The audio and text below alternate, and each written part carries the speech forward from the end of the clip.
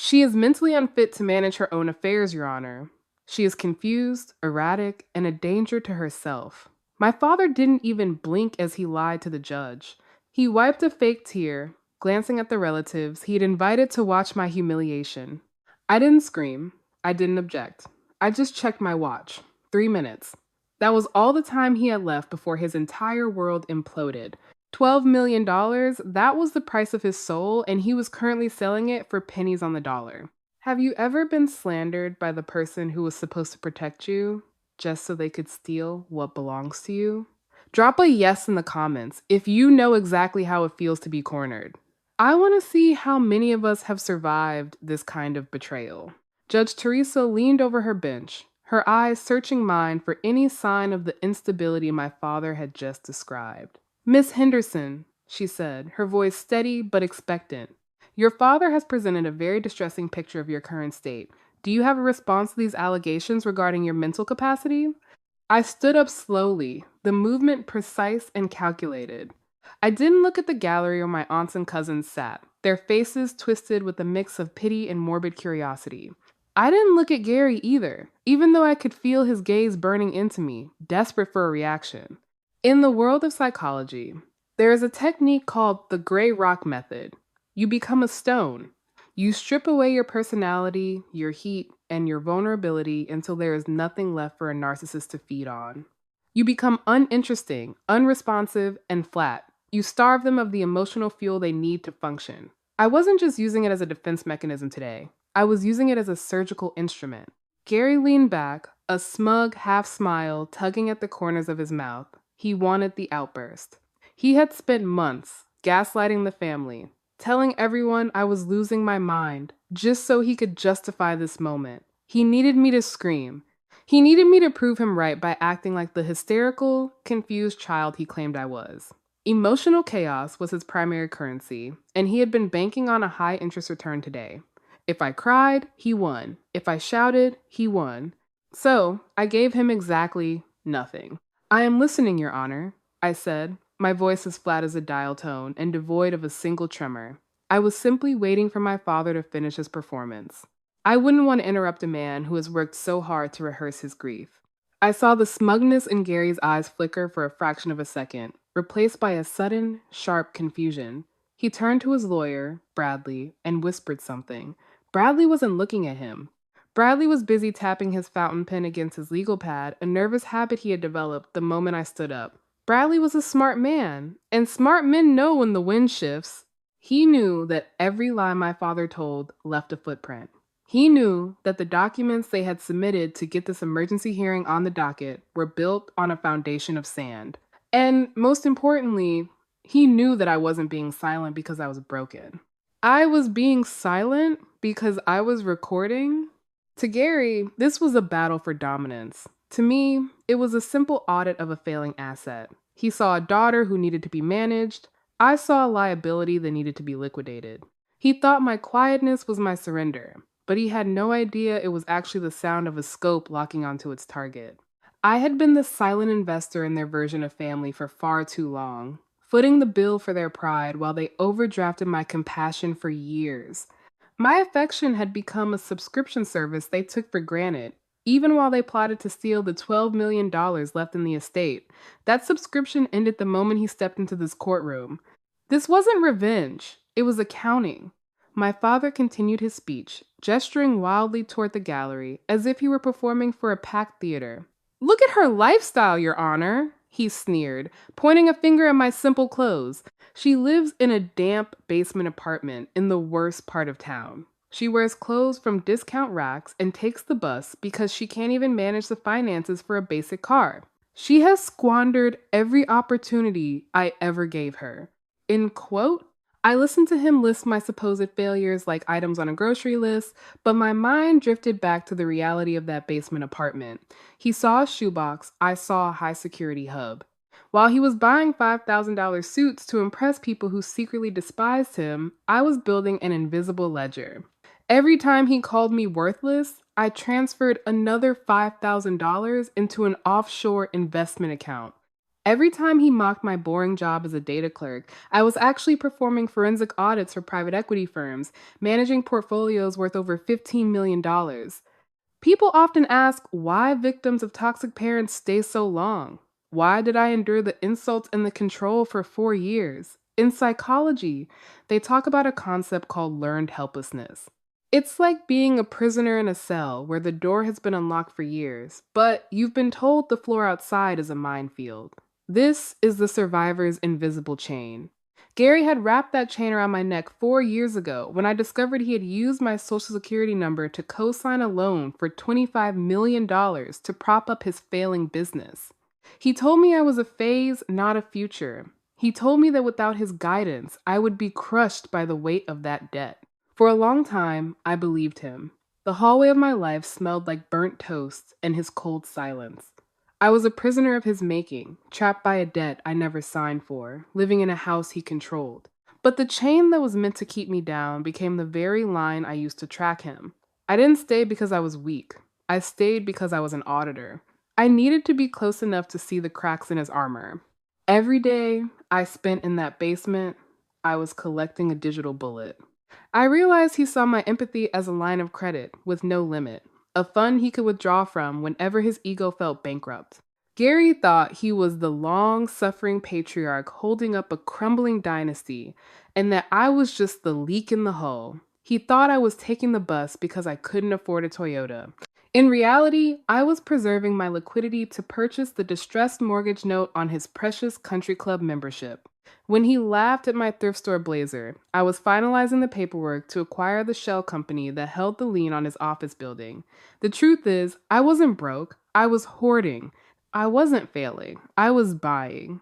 I was no longer his daughter in that courtroom. I was his largest creditor.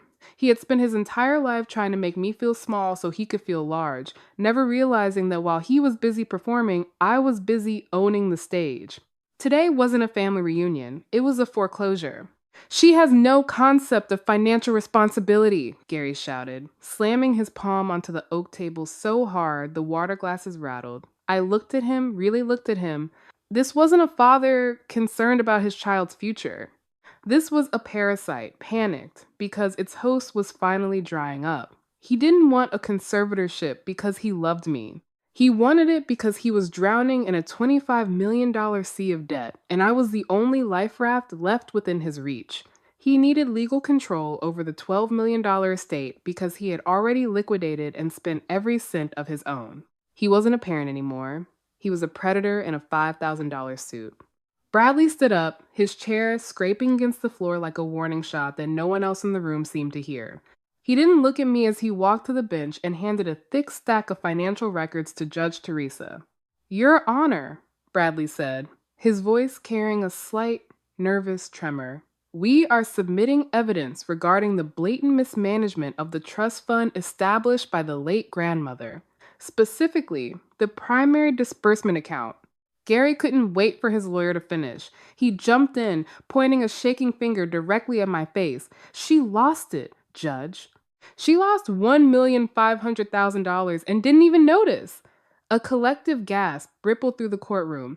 My aunts clutched their jewelry, and my cousins exchanged horrified, judgmental glances. To them, $1,500,000 was an incomprehensible fortune. To Gary, it was the final barrier between him and a total, humiliating bankruptcy. "Explain," Judge Teresa said, flipping through the pages with an unreadable expression. Gary abandoned all pretense of decorum. "Look at the transfers. Over the last 24 months, huge sums have been wired out of that account. 50,000 here, 80,000 there, all to shell companies, all untraceable. And she did nothing. No police reports? No fraud alerts? Nothing." He turned to the gallery, playing to his captive audience. "My daughter is so mentally checked out, so disconnected from reality, that she let a thief drain her inheritance dry. If we don't step in now, she will be on the street in 6 months." I watched him perform, my face remaining a cold, blank slate. It was masterful in a sick way. He was framing his own calculated theft as my psychological incompetence. He was banking on the fact that no sane person would let $1 million vanish without screaming. Therefore, in his narrow, greedy logic, I must be insane. Therefore, he must be granted the power to take total control. He looked at me then, but it wasn't a look of concern. It was a look of triumph. He thought he had cornered me with the smoking gun of the missing funds. He didn't realize it wasn't a gun at all. It was the bait. Miss Olivia, do you have an explanation for where this money went? The question from Judge Teresa didn't just hang in the air. It felt like it was pinning me to my seat, inviting the eyes of everyone in the gallery to bury me alive. I sat there for a moment, breathing in the scent of floor wax and old paper, watching Gary's face. He was leaning back, arms crossed over his chest, his eyes shining with the kind of triumph you only see in a man who thinks he has finally disposed of a body. Bradley, his lawyer, was leaning toward the bench, looking at the judge with a practiced expression of professional concern that was as thin as a sheet of glass. I stood up slowly. I didn't look at my notes, and I didn't look at the relatives in the back rows who were currently whispering about my supposed mental breakdown. I reached for a single blue folder I had placed on the table at the very start of the hearing. It was a simple folder, but inside, it contained the forensic autopsy of my father's greed. I don't have an explanation, Your Honor, I said, my voice cutting through the heavy silence of the room like a razor. I have a map. If you men... I walked to the bench and placed the folder in front of Judge Teresa.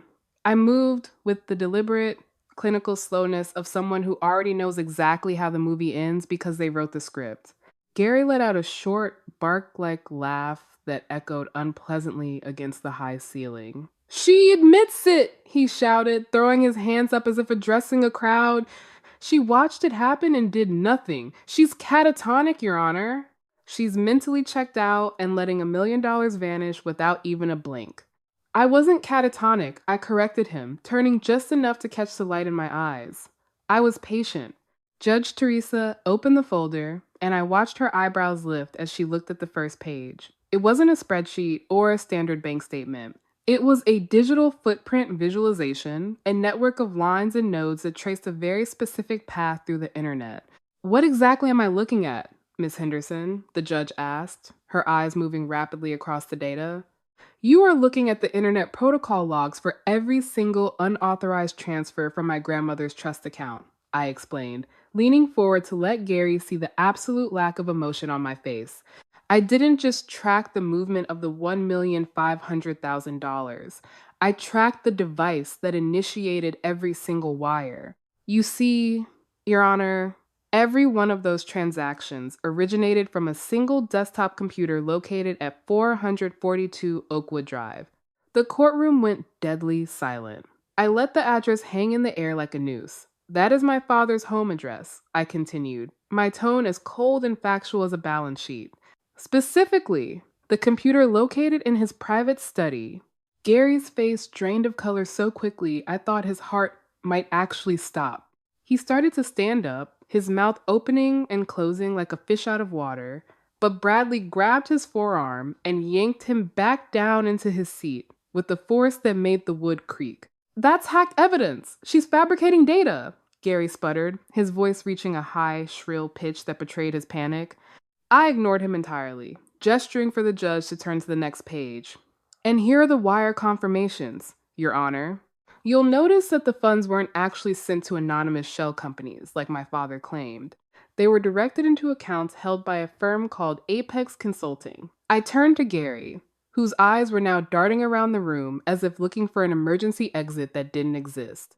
A company you incorporated 3 years ago in the Caribbean, using your mistress's maiden name to hide your interest. A collective gasp rippled through the courtroom. My aunts clutched their pearls, and my cousins exchanged horrified looks as the facade of the long-suffering patriarch crumbled into dust right in front of them. Gary looked like he had been punched in the solar plexus. He realized, far too late, that I hadn't been a victim of his theft. I had been the archivist of his destruction.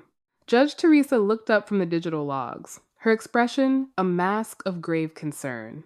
She raised her hand, silencing the gallery as my aunts and cousins began to murmur in frantic, hushed tones. If you knew he was stealing from this trust account, Miss Olivia, she asked, her voice echoing through the high-ceiling room, why on earth did you let it happen? Why let him drain nearly $1,500,000 from your inheritance? This was the moment I had built for 4 years in that basement apartment. This was the honeypot strategy.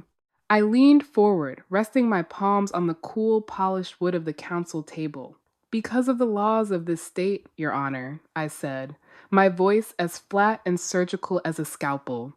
If I had stopped him when the theft hit $50,000, it would have been treated as a civil dispute, a messy family matter. He would have hired a clever lawyer to spin a tale of a misunderstanding and gotten a slap on the wrist with some probation. And then he would have been back in my life in 6 months, trying to find a new way to bleed me dry. I turned my head to look directly at Gary. I wanted him to understand the exact mechanics of his own destruction. I disabled the security alerts on purpose. I said loud enough for every relative in the back row to hear. I left the digital door wide open and watched every cent flow into Apex Consulting. I waited until the total amount stolen exceeded $500,000 and the transfers crossed state lines and international borders into Nevis. I saw Gary's lawyer, Bradley, close his eyes and rub his temples. He finally understood. That specific pattern of activity, I continued, triggers a federal case under the Racketeer Influence and Corrupt Organizations Act, or RICO. Given the amount and the international movement of funds, the mandatory minimum sentence is 10 years in a federal prison. No parole, no probation, no possibility of house arrest. Gary slumped in his chair, his expensive suit suddenly looking 3 sizes too big for him. He looked like a man who realized he hadn't been robbing a bank. He had been robbing a trap I had built, one wire transfer at a time. I didn't lose $1,500,000, Dad, I said, my tone as clinical as a forensic audit. I spent it. That money was the price of your 10-year prison sentence. I considered it an exit fee for our version of a relationship. And frankly, for 10 years of absolute silence and safety, it was a bargain. The room was paralyzed by a silence so heavy it felt physical. He had exhausted the last of my emotional reserves. The debt of his cruelty had finally exceeded his ability to manipulate me.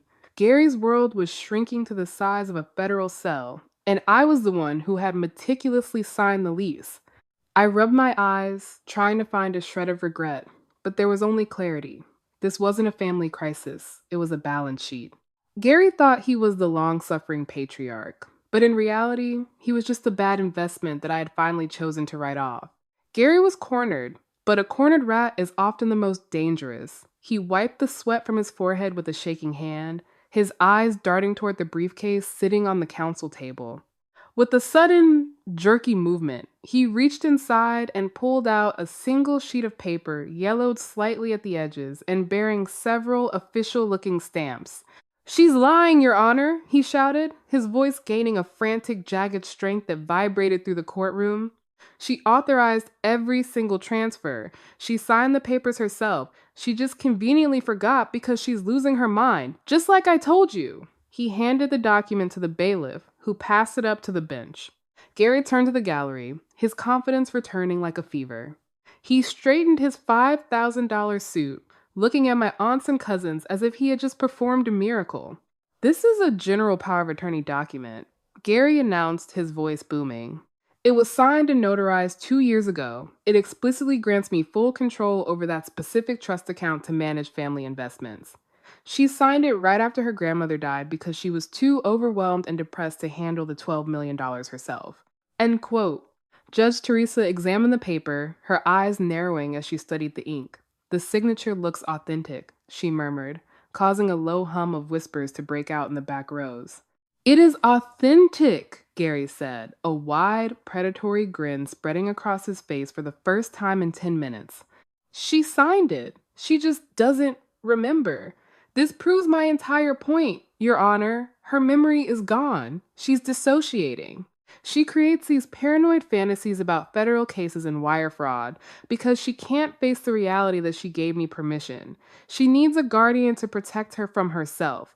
The atmosphere in the room shifted instantly. I saw my cousins whispering, their earlier horror replaced by doubt. Even Bradley, the sweaty lawyer, sat up straighter, a glimmer of hope returning to his eyes. If that document held up, the $1,500,000 wasn't theft, it was authorized management. My federal case would evaporate. The honeypot would be useless. Judge Teresa looked at me, her gaze heavy. Miss Olivia, is this your signature? I recognized the document the second I saw the header. 2 years ago, buried in a stack of funeral paperwork and inheritance forms, Gary had slipped that sheet in front of me while my eyes were still red from crying for my grandmother. I had signed it without reading a mistake that had started this entire war. It looks like my signature, Your Honor, I said, my voice remaining as cold and flat as a stone. But if my father had checked the public records instead of buying new suits, he'd know that I revoked that power of attorney 18 months ago. Every transfer he made after that date was unauthorized, making it a clear-cut case of federal wire fraud. Gary pounced. See, she admits it. She's forgetful, she's erratic, and she's dangerous to her own interests. She needs me to take the lead. I let him enjoy the illusion for exactly one breath. It was the last bit of emotional fuel I would ever allow him to have. I reached into my bag and pulled out a second blue folder, placing it on the table with a soft, final thud. That form gives you control over one account, Dad, I told him, turning to look him in the eye. But it doesn't give you a place to live. And I stood up and walked to the bench, handing the new documents to the judge.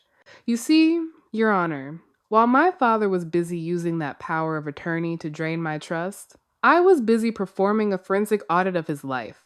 I discovered that he hadn't just been stealing from me, he had been defaulting on every obligation he had. He thought he was the patriarch of a crumbling dynasty, but he was really just a bad investment. I pointed to the documents in front of the judge. I quietly bought the law office building where he runs his firm 3 months ago through an anonymous holding company. He hasn't paid rent in 4 months. The eviction notice was filed with the city this morning. I also purchased the distress note on his primary residence from the bank when he stopped making payments to cover his $25 million debt. I looked at Gary, whose face was slowly turning a gray, ashen color. In psychology and sociology, they often discuss the difference between having and being. My father had spent his entire life building a persona based solely on what he had, the expensive suits, the cars, the membership at the country club. He thought those things granted him power. But wealth like that is just a costume. When the money is gone, the person underneath is often revealed to be a void. Gary wasn't a powerful man. He was an illusion of power that existed only as long as his wallet was full of stolen cash. I own your office, I said, the words falling like iron weights. I own your home. I own your debt. You came here today to take legal guardianship over me, but you're leaving as my tenant, and I am a very unforgiving landlord. Gary crumbled. The arrogance that had propped him up for 58 years vanished, leaving behind a small, panicked man who realized his costume had been stripped away. I slid a formal withdrawal of his motion and a full confession across the table. Sign it, I commanded. Sign it, and I'll give you 30 days to pack your things. Refuse, and I'll report you for criminal trespass at my office building and start a formal foreclosure on this house. You'll be out by the end of the week, and the sheriff won't be as polite as I am. His hand shook so violently he could barely hold the pen. He signed the confession, muttering under his breath that I would always owe him for raising me. He still didn't get it. I didn't owe him a relationship. I'd already paid the exit fee in $1,500,000. Just as the judge began to gavel, the session closed. The heavy doors at the back of the courtroom burst open. 2 men in dark suits entered, followed by the United States Attorney. Gary froze. Gary Henderson, the lead agent said, his voice echoing with authority. You are under arrest for perjury and multiple counts of interstate wire fraud. We have a sealed indictment based on a tip-off and documentation received several months ago. Not a single relative stood up to defend him as the federal marshals clicked the handcuffs around his wrists. Gary looked back at the gallery, but his aunts and cousins were already looking away, embarrassed to be associated with a worthless burden who had finally been caught. As they dragged him out, Gary looked at me one last time, his mouth working but no sound coming out. I just checked my watch. The accounting was finished. The ledger was balanced. The sound of the courtroom doors closing behind the federal marshals was the most beautiful symphony I had ever heard. It wasn't loud or dramatic. It was final. The aunts and cousins who had come to watch my descent into madness were now scrambling to delete Gary's number from their contacts. They saw the writing on the wall. And in their world, you do not associate with a bankrupt asset facing a 10-year federal sentence. No one stood up to defend him as he was dragged out. Gary had spent his life treating people as tools for his ego. And when the power tool broke, they simply discarded it. I walked out of the courthouse and felt the Charleston air hit my face. It felt cleaner and lighter, as if the humidity of 4 years of gaslighting and abuse had finally evaporated. I did not celebrate with grand gestures. Instead, I went back to my hub, opened my laptop, and finalized the sale of my father's house. I did not need the profit from the sale of the house he once controlled. I needed the closure that comes from reclaiming my own territory. I used the $1,500,000 recovered from the Nevis accounts to establish the Eleanor Foundation. Named after the grandmother who actually showed me kindness, the foundation provides forensic accounting and legal support for young adults facing systemic financial abuse and predatory conservatorships. In the world of philosophy, there are two kinds of justice. Most stories focus on the justice of retribution, the punishment, the jail cell, the eye for an eye. That is the justice Gary received when the federal marshals clicked the handcuffs. But I wanted the justice of the seed sower. While Gary spent his energy burning bridges and stealing legacies, I chose to use the ruins of his greed to plant something that would actually grow and help others. This action turned my personal revenge into a legacy of building and compassion. This foundation is my real inheritance. It is not the $12 million, but the realization that sometimes the best revenge is not destruction, but becoming everything they said you could never be. Gary wanted me to be a worthless burden. Instead, I became his creditor, and now, the protector of those he would have preyed upon. That night, for the first time in years, I slept until morning. No noise, no guilt, just the steady breathing of a woman who had finally balanced the ledger of her life. My compassion had been a luxury he overdrafted for decades until the account was finally closed. Today, the accounting is complete. Justice may arrive at a walking pace, but it always finds the right address. If this story gave you the strength to set your own boundaries, hit that like button and share this with someone who is currently being told they are not enough. Don't forget to subscribe to hear more lessons on how to take your power back. Peace is not a gift anyone gives you. It is a territory you have to seize for yourself.